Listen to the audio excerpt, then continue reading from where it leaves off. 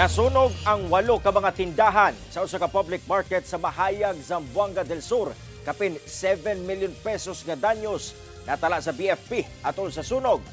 Ang detalye sa report ni Efren Mamak.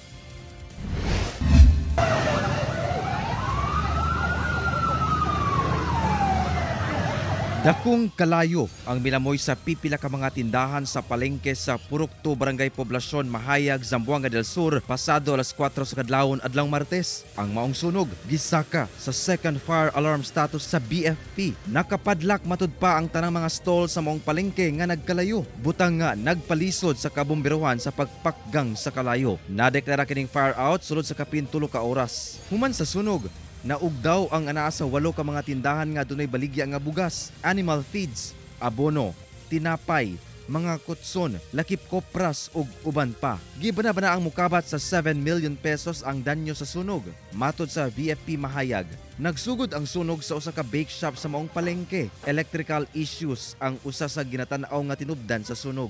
Nag-walk through me sir, yung nakita mo dito. Electrical ay ang sir, pero under investigation sir. Gilayong gitagad sa LGU ang nasa 8 katag-iya sa mga tindahan nga apektado sa sunog. Ginasulayan pa kini makuhaan og pahayag. Kauban si Gary Balantay ug Bong Vicencio, Efren Mamak, 1 Mindanao.